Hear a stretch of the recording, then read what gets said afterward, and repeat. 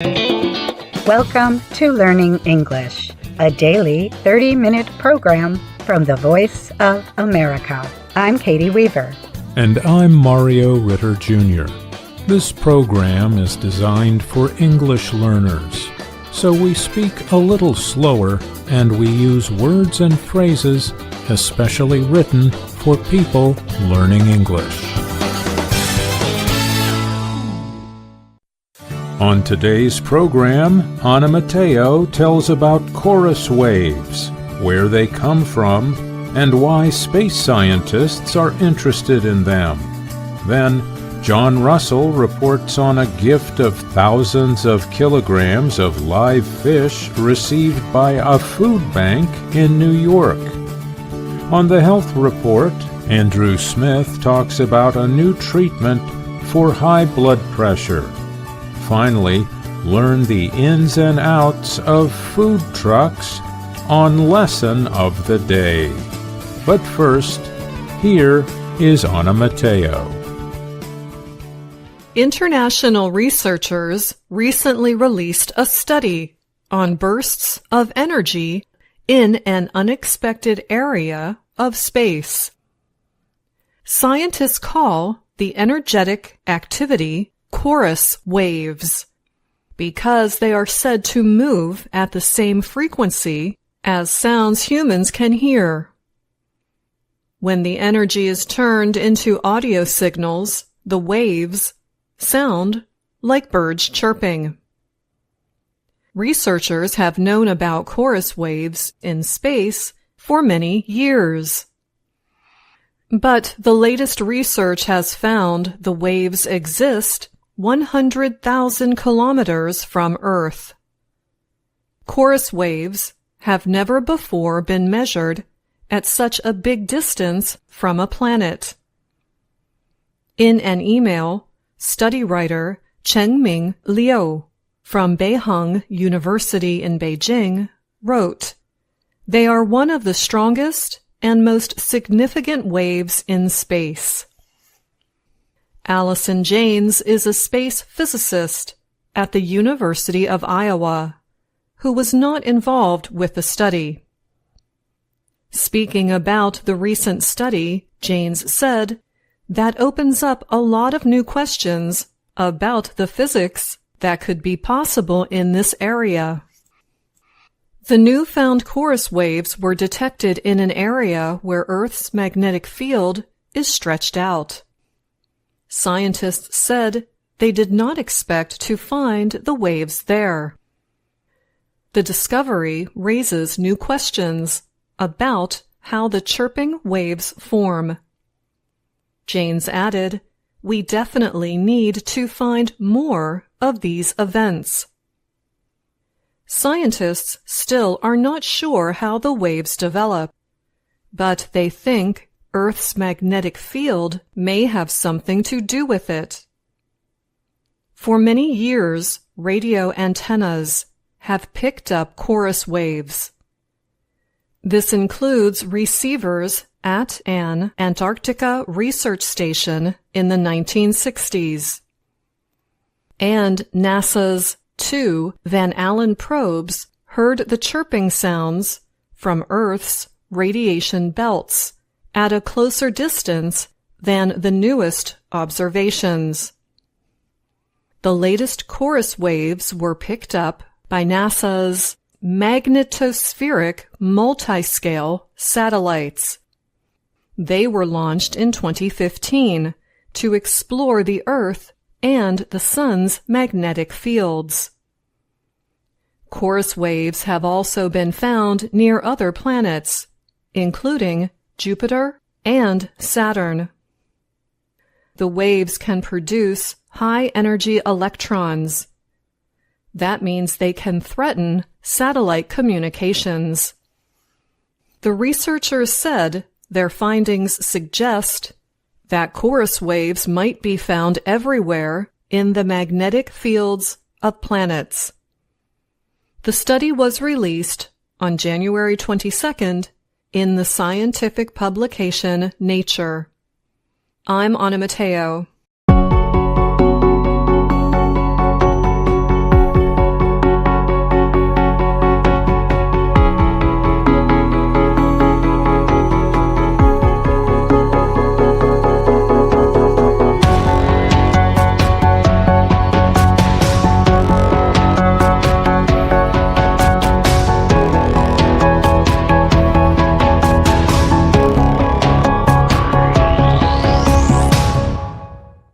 York Food Bank was offered a large donation of fresh fish last month, but the gift came with a complication.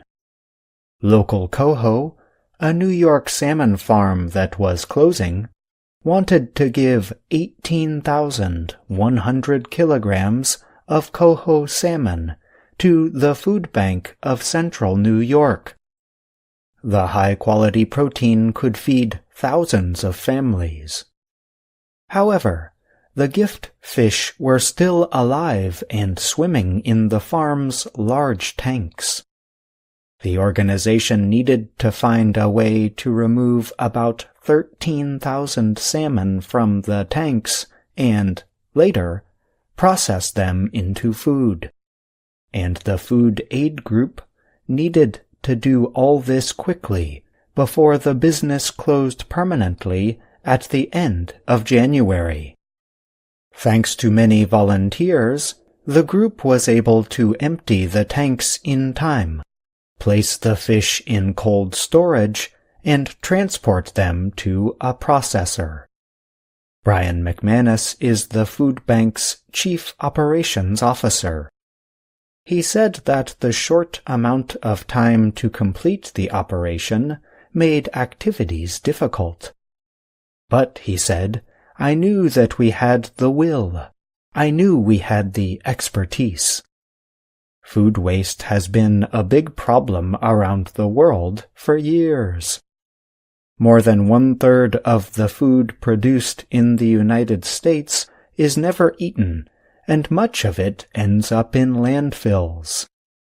Christina Hudson Kohler was among the volunteers who got into the water to collect the fish and put them into the cold storage containers. It's a little bit different, Kohler said during a break. In the past, my volunteer work with the food bank has been sorting carrots or peppers. Local Coho was a new company that had been developing a sustainable salmon farming system. The system employed recirculated water. The company had been supplying Coho salmon to buyers, including restaurants, with the goal of building farms across the country. But company officials said they could not raise enough money from investors to grow and become profitable. So they decided to close the business. Adam Kramarczyk was the salmon farm's manager. He said the company did not want the fish to go to waste, so it sought a way to donate them. Kramarczyk said of the effort, "It's lemonade out of lemons." The expression means to create good from a bad situation. The donation is expected to provide more than 26,000 servings of hard-to-source protein for the hungry. Protein, animal protein, is very, very desirable. We know that people need it for nourishment, and it's difficult to get. And so this is going to make a very large impact, said McManus, the food bank chief. I don't anticipate this being here very long, he added. We've had salmon before, but not like this.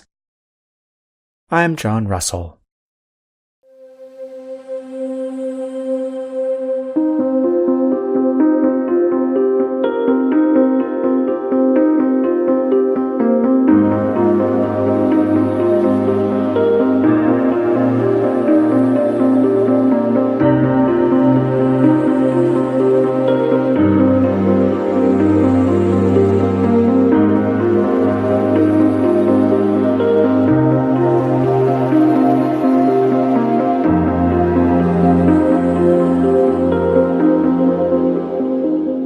Michael Garrity had dangerously high blood pressure for many years, and the medicines that doctors gave him could not control it. But a new treatment targeting some nerves on his kidneys has helped the 62-year-old Garrity have normal blood pressure for the first time in years. When some nerves from the kidneys send more signals than is normal, dangerously high blood pressure can result. The new treatment uses ultrasound, or high-frequency sound waves, to reduce the signals the nerves send. My blood pressure would spike, and I'd run out of breath and feel tired, and that doesn't happen anymore, said Garrity, who lives in the American state of Massachusetts. Garrity still takes medicine, but at lower amounts. He said he is very happy with the results of his treatment. About half of U.S. adults have high blood pressure. It increases the risk for heart attacks, strokes, kidney failure, and possibly dementia.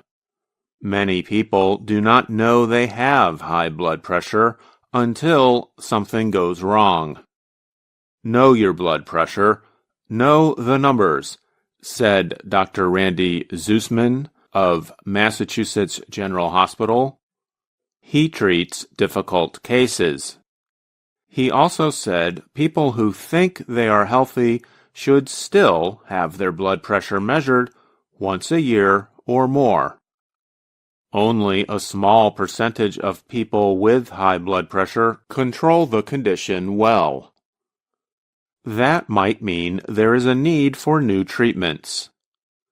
The U.S. Food and Drug Administration approved the new ultrasound treatment about a year ago.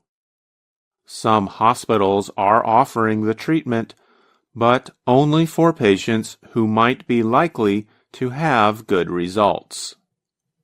Blood pressure is measured using two values. One value is called systolic pressure. It is the force blood puts on the walls of arteries as it is pumped out of the heart. The second value is called diastolic pressure. That number measures pressure in blood vessels between heartbeats. The Associated Press reports that normal blood pressure is less than 120/80. However, blood pressure naturally changes throughout the day. It is higher when a person is physically active or experiences tension. But when it stays higher than, for example, 130/80 or higher, it might mean the heart is working too hard. Instead of drugs, doctors advise lifestyle changes as the first step to reduce blood pressure. Changes can include losing weight, getting regular exercise, eating more fruits and vegetables, limiting salt and alcohol, and taking steps to deal with tension or stress in a healthy way. However, if blood pressure reaches 140/90, taking medicine becomes necessary. Zusman said most patients need 2 or 3 drugs, sometimes more, along with healthier living. The high blood pressure Garrity has struggled with resists treatment with drugs. He tried taking 4 to 6 drugs as well as eating healthy food and exercising. Still, his blood pressure regularly reached 150/100 or higher. Dr. Joseph Garasich is a heart specialist at Massachusetts General Hospital. He performed Garrity's operation. He said doctors pass a small tube through blood vessels to reach the kidneys. Then they direct ultrasound through kidney arteries, targeting the nerves. The operation takes about 1 hour. The treatment is not a cure, and it does not help all patients. But Garasich said several studies show on average an 8 to 10-point drop in blood pressure. This small decrease can still help some patients. Others, like Garrity, see bigger drops. This can help reduce the number of medications patients must take. Studies connected to the new ultrasound treatment have only lasted a few years. That means doctors do not yet know if the nerves will grow back. The American Heart Association says people with high blood pressure and their doctors should have thoughtful and informed discussions to decide who might be the right patients to try the treatment. I'm Andrew Smith. VOA Learning English has launched a new program for children. It is called Let's Learn English with Anna. The new course aims to teach children American English through asking and answering questions and experiencing fun situations. For more information, visit our website, learningenglish.voanews.com.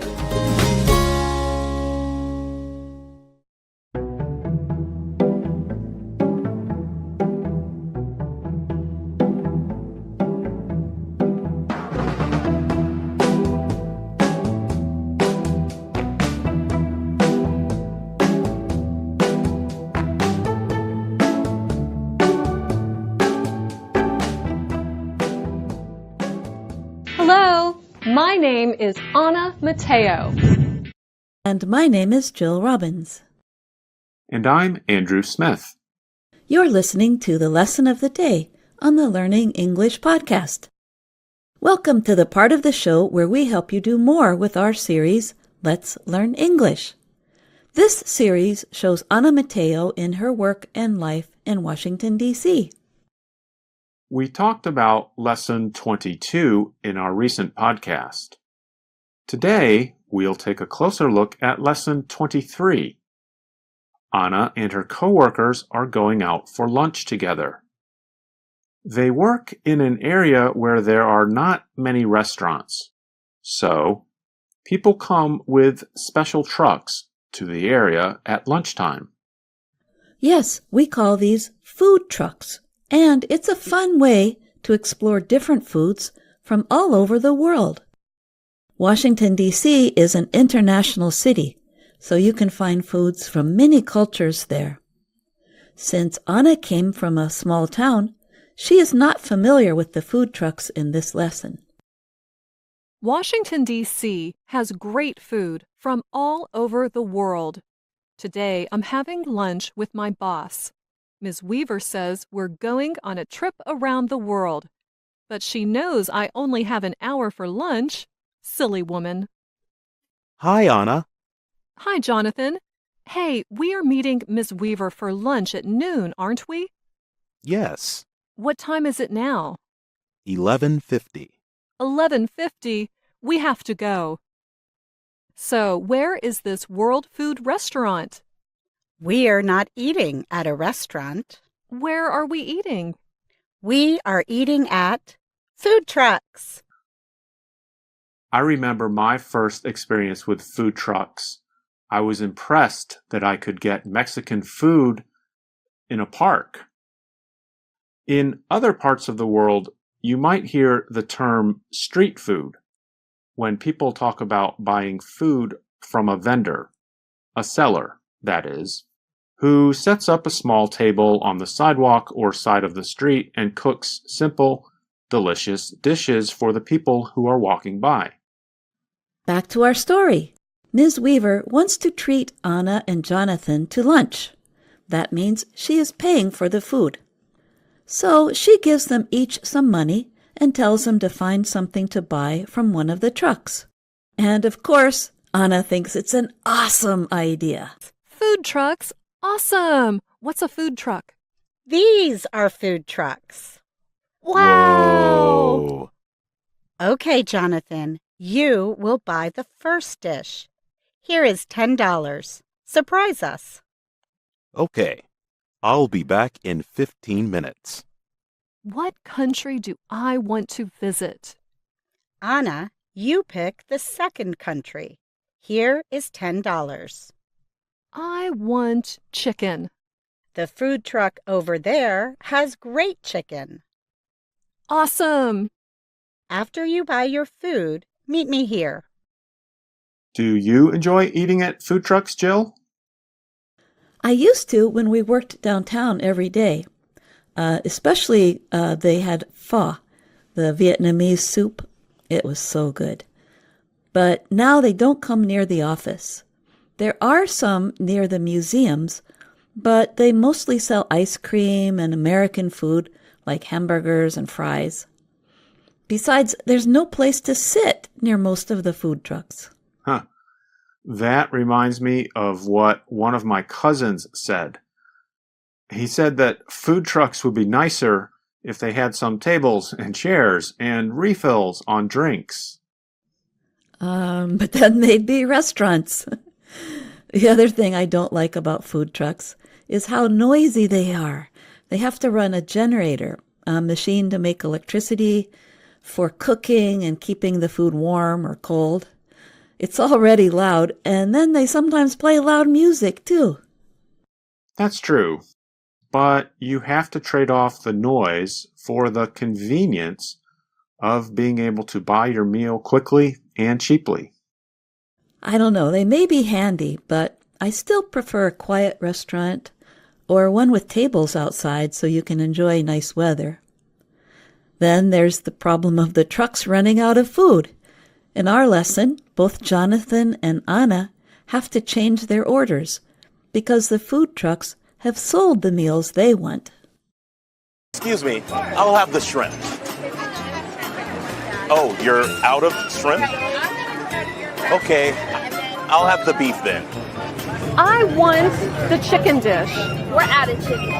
You're out of chicken? Yep. I'll try another food truck. Thanks.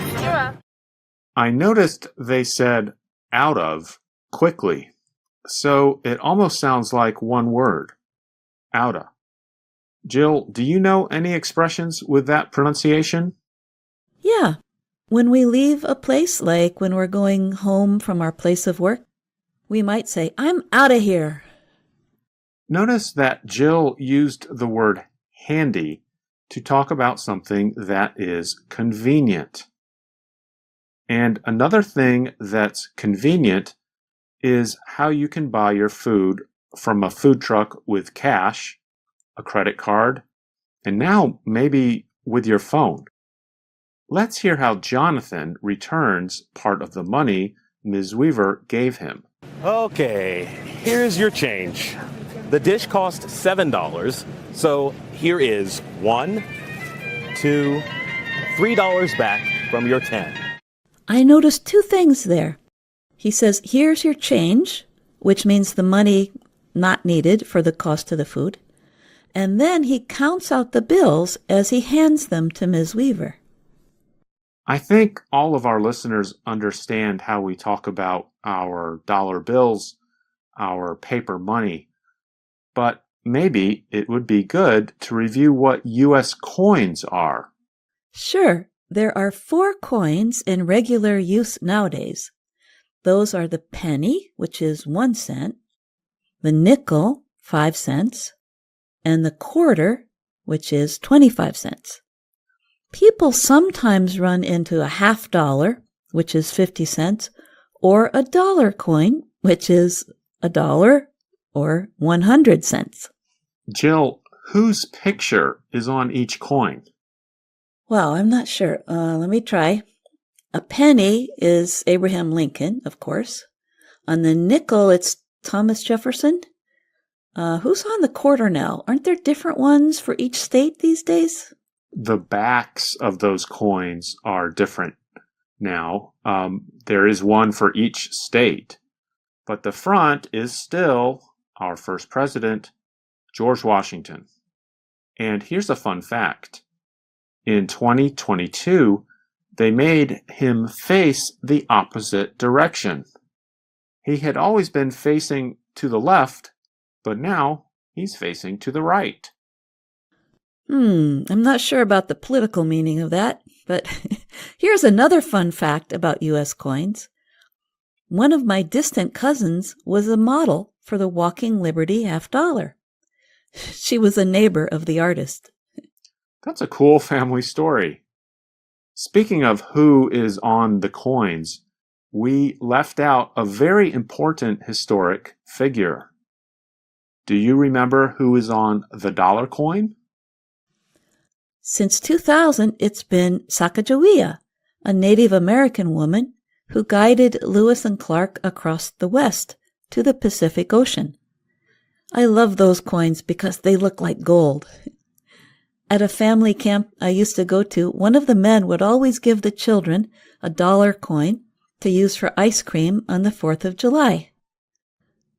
Speaking of ice cream, in our lesson, it's time for dessert, something sweet to eat.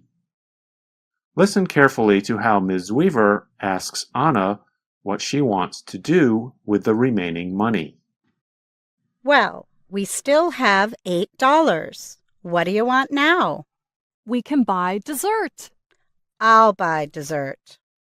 In Washington, D.C., you can travel around the world with food trucks, and it does not cost a lot. Ms. Weaver said, "What do you want?" instead of "What do you want?" Isn't that pretty informal? Yes, but remember, they are eating lunch on the street. It's a pretty informal situation. Hey, Andrew, can we do another chant with what we learned today? Sure. Yeah, let's do that. And listeners, you can practice some of the things we talked about today by repeating after us. Food trucks, handy, noisy food trucks. Get some lunch, get a snack, and then you will be right back. What do you want? I'll have fish. Sorry, we're out of that. What do you want? I'll have chicken. Sorry, we're out of that. What do you want? Okay, then I'll have shrimp. You got it. Food trucks. Travel the world with food trucks. Pay with cash or card. You can even pay by phone, and it doesn't cost a lot. Now we have an assignment for you. We'd like to know your answer to our questions. Does your town have a special street food? How do you like to eat it? You can send your answer in an email to us on learningenglish@voanews.com, or if you're watching this podcast on YouTube, put your answer in the comments. We'll read some of your answers in an upcoming podcast. That's all for the lesson of the day today. You can learn more on our website, learningenglish.voanews.com. You can also find us on YouTube, Facebook, and Instagram. And thanks for listening to the lesson of the day on the Learning English podcast. I'm Andrew Smith. And I'm Jill Robbins. Now I'm going to stop and get some ice cream at that food truck on the corner.